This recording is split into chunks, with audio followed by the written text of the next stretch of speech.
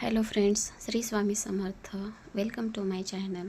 चला तर मग आज आपण बघणार आहोत झणझणीत अंड्याचा रस्सा, आगळा वेगळा गावरान पद्धतीचा अंड्याचा रस्सा.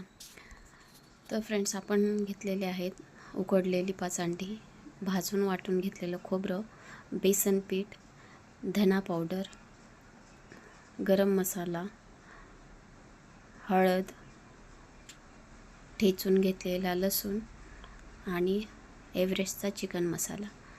तर हे सर्व साहित्य आपल्या रेसिपीसाठी लागणार आहे. चला तर मग गॅस पेटवून घेऊया. त्यावर कढई ठेवूया तापायला. कढईमध्ये तेल घालूया.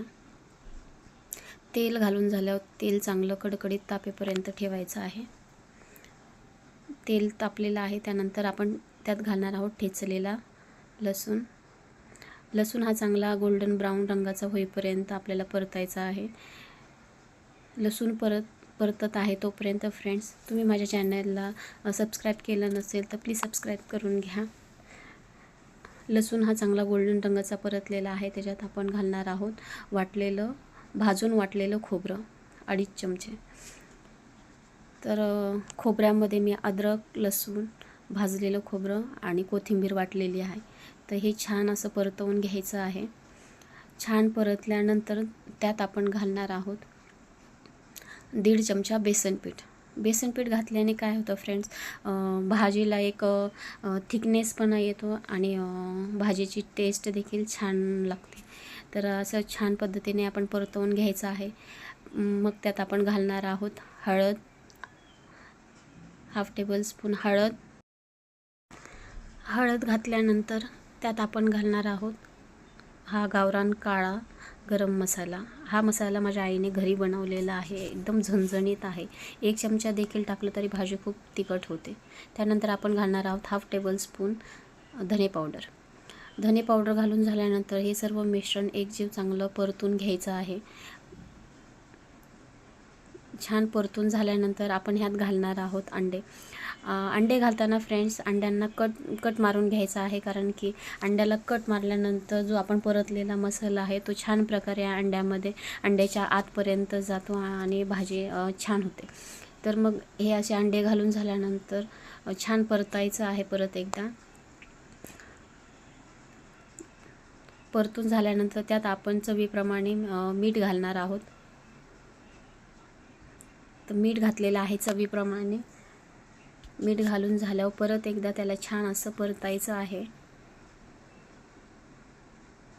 फ्रेंड्स, ही भाजी खूप म्हणजे एकदम झटपट आणि पटकन होणारी भाजी आहे. सर्व सामान जर रेडी असेल ना तर ही 2 ते 5 मिनिटातच होणारी भाजी आहे. नंतर त्यात आपण घालणार आहोत एव्हरेस्टचा चिकन मसाला 1 टेबलस्पून. 1 टेबलस्पून एव्हरेस्ट चिकन मसाला घातल्यानंतर आपण त्याला छान असं परतवून घ्यायचं आहे परत एकदा. आणि असं छान परतल्यानंतर त्याच्यामध्ये आपण ॲड करणार आहोत पाणी. तर चला फ्रेंड्स, आपली रेसिपी आता काही सेकंदावरच राहिलेली आहे. तर त्यात आपण ॲड करूया पाणी. पाणी हे फ्रेंड्स बॉईल केलेलंच पाणी घालायचं आहे. कोणतीही भाजी असो, बॉईल केलेलं पाणी घातल्याने भाजीला चव देखील छान येते आणि भाजी आपली पटकन होते आणि भाजी अशी गारगार लागत नाही. आपण जर थंड पाणी त्यात घालू न बॉईल केलेलं तर ती भाजी अशी गारगार लागते. बघा किती छान प्रकारे भाजीला रंग देखील आलेला आहे आणि थिकनेस पण किती छान दिसत आहे.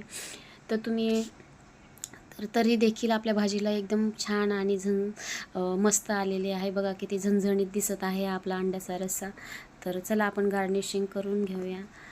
तर फ्रेंड्स, तुम्हाला माझी ही रेसिपी कशी वाटली हे कमेंट करून मला, आणि अशाच माझ्या नवनवीन रेसिपीजचा व्हिडिओ बघण्यासाठी माझ्या चॅनलला सबस्क्राईब करा, लाईक करा, बेल आयकॉनचं बटन प्रेस करा आणि तुमच्या कमेंट, तुम्हाला ही रेसिपी कशी वाटली हे कमेंट करून मला नक्की कळवा. म्हणजे मला अजून छान छान रेसिपीज तुमच्यासोबत शेअर करता येईल. थँक्यू. श्री स्वामी समर्थ.